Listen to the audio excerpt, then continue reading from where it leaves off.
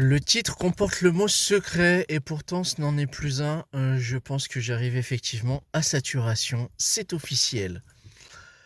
Twip, bonjour et bienvenue sur Alricoscope, la chaîne faite avec le cœur et tournée avec les pieds. Bienvenue pour cette 220e vidéo aujourd'hui consacrée à Secret Invasion, la dernière série Marvel sur la plateforme Disney+, dont le premier épisode est, au moment où je sors cette chaîne, disponible sur la plateforme. Alors, d'entrée de jeu, j'annonce tout de suite la couleur, je vais très légèrement spoiler. Donc, si vous n'avez pas encore vu Secret Invasion, la série dont on va parler aujourd'hui, je vous invite à arrêter cette vidéo, de regarder l'épisode et de revenir après coup. Ça y est, c'est fait, bien. Première chose, j'étais très content de retrouver Samuel Jackson dans le rôle de Nick Fury. Il faut dire qu'il a fait de très brèves et rares apparitions dans les derniers films du MCU. Et de savoir que ça allait être ce personnage-là qui allait être le centre de l'histoire de Secret Invasion, qui est adapté d'une mini-série sortie en comics chez Marvel Comics. Je dois dire que je m'attendais à un beau résultat. Samuel Jackson fait un Nick Fury très convaincant, et ce dès la première apparition à la fin du premier film Iron Man en 2008. Mais je dois dire qu'il y a quelque chose qui m'a frappé dès les premières images de la série, qui m'a tout de suite mis sur la réserve. Le générique, et ça a été confirmé plus tard, notamment par le Comité des Comics qui a communiqué sur le sujet. Le générique est généré par une intelligence artificielle. Et ça m'emmerde beaucoup. Quand on sait que la machine de Marvel Studios a passé un cap à produire et surproduire, surtout au fil de ces dernières années, au détriment d'une qualité visuelle discutable, voire même très discutable, que des personnes chargées des effets spéciaux ou carrément des studios d'effets spéciaux sont sujets à des burn-out ou à des restrictions à travailler dans des conditions proches de l'esclavage, et que à côté de ça, la société décide d'utiliser carrément une IA pour mâcher le boulot, ça me pose de très sérieux problèmes sur le plan déontologique. Donc ça, c'est la première chose qui m'a vraiment crispé. La seconde, et je pense que G en a très bien discuté sur sa chaîne, dans sa vidéo sortie cette semaine d'ailleurs, je pense que de mémoire il l'a sorti le jour même de la diffusion du premier épisode. Les enjeux de cette série sont des enjeux de série, ne sont pas des enjeux de film, et du coup la propension épique qui a été proposée dans les pages des comics est quasiment absente. C'est-à-dire qu'on est plus dans une affaire d'infiltration, d'une affaire de intimiste entre guillemets, qui va concerner que quelques personnages, et on va occulter toute la notion paranoïaque, épidermique, qui est vraiment liée à l'univers Marvel, puisque quand la mini-série était sortie à l'époque, au début des années 2000, je crois que c'était en 2004 ou 2005, quand Secret Invasion était sorti, ça avait eu l'effet quand même d'une petite bombe, puisque c'est un événement qui va avoir des répercussions sur le long terme dans l'univers Marvel. C'est-à-dire que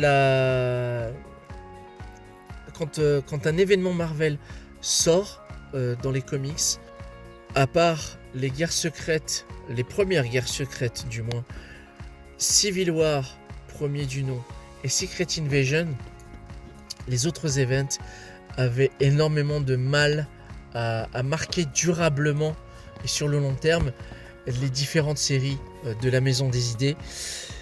Mais Secret Invasion avait pour lui de créer vraiment une atmosphère angoissante, paranoïaque, je disais, puisque effectivement l'histoire c'était le peuple Skrull, donc un peuple métamorphe qui avait réussi à s'infiltrer dans toutes les couches de la société, des plus grands dirigeants du monde aux simples concierges, et avait pour but justement de gangréner la race humaine et de la supplanter par la suite. Et dans l'univers Marvel, cette notion-là lui conférait une réelle menace, cette ombre menaçante extraterrestre, latente, qui dormait chez les super-héros et les super-vilains. Là, il y avait vraiment des enjeux. Est-ce que effectivement Tony Stark était vraiment Tony Stark, est-ce que le Docteur Fatalis est vraiment celui qu'on croit? C'est vraiment, voilà, ça renvoyait en fait à cette peur qu'avaient notamment les Américains à la fin de la Seconde Guerre mondiale et au début de la guerre froide, de savoir qui était de quel bord. Et là, ça se traduisait par cette race extraterrestre. Dans la série, j'allais dire la série Netflix, non, pas du tout. La série Disney+, les enjeux sont beaucoup plus réduits, et c'est dommage. Et c'est dommage, et ça me fait me confirmer que je pense que depuis Endgame, les enjeux et les attentes que j'avais auparavant, il faut que je les revoie clairement à la baisse. Pour la simple et bonne raison que il y a deux facteurs à prendre en compte. La première, c'est que, comme je l'expliquais un petit peu plus tôt, les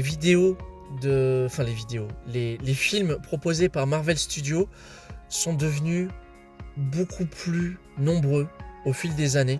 Là où on trouvait que 2 voire 3 films par an, il y en a un quasiment tous les trimestres. Du coup, la production est devenue beaucoup trop grosse, au détriment, comme je l'expliquais, des effets spéciaux et de la qualité d'écriture. Et je pense que pour moi, il y a un avant et un après Endgame. Endgame a été vraiment la conclusion de films qui se sont bâtis durablement et avec suffisamment de temps et de moyens pour pouvoir le faire. Et là, il y a eu une telle proposition limite exponentielle que là, on arrive à saturation. Donc pour moi, en fait, Secret Invasion est pour moi le symptôme, la révélation en fait que Marvel Studios veut continuer veut continuer sa démarche de proposer des choses bâclées, mâchées, pas suffisamment réfléchies. Je pense qu'un récit comme Secret Invasion aurait mérité davantage de soins et de moyens pour pouvoir poser vraiment quelque chose de réellement épique. Je pense qu'à terme, je vais arrêter de me consacrer de regarder les films du MCU. Et il y a un deuxième facteur aussi à prendre en compte, c'est que Kevin Feige l'avait amorcé au moment de Endgame. Il avait annoncé que le MCU allait être un univers tentaculaire et cross-média. Et je pense que la proposition sur le papier, même si elle prêtait à rêver, reste extrêmement bancale et déséquilibrée, puisqu'un budget pour un film n'est pas le même qu'un budget d'une série télé. Même si certaines séries peuvent bénéficier de moyens qui peuvent effectivement être l'équivalent d'un film à gros budget, sur le long terme, durablement, ça ne peut pas fonctionner. Ça ne peut pas fonctionner parce que, comme je l'expliquais, le calendrier s'est beaucoup trop rempli, beaucoup trop vite. Et à mon sens, je pense que Marvel Studios devrait revoir sa feuille et revoir aussi sa déontologie, notamment vis-à-vis des artistes, parce que ça, je trouve ça vraiment scandaleux de devoir faire appel à une intelligence artificielle pour faire un générique, là où des artistes comme l'artiste qui faisait le générique de She-Hulk par exemple faisait quelque chose de très très bon. Voilà, je vais arrêter là parce que sinon je vais me mettre en mode Guy Bedos et c'est pas le but de cette vidéo. Si vous aussi, en tous les cas, vous avez découvert Secret Invasion, quel qu'a été votre ressenti, n'hésitez pas à en faire part dans les commentaires. Je tenais à remercier les quelques abonnés qui nous ont rejoints dernièrement et qui ont aidé à faire franchir la barre des 300 abonnés, donc bienvenue à vous. Quant à moi, je vous donnerai rendez-vous dans une nouvelle formule, dans une nouvelle émission qui se déroulera sur ma chaîne Twitch, dont j'ai fait le premier test cette semaine et qui a été un petit peu catastrophique. D'ailleurs, je vous renvoie à un petit live que j'ai fait tout de suite derrière sur la chaîne YouTube pour voir ce qu'il en était réellement. Dans tous les cas, prenez soin de vous, plein de funitude et à bientôt pour une prochaine vidéo. Salut!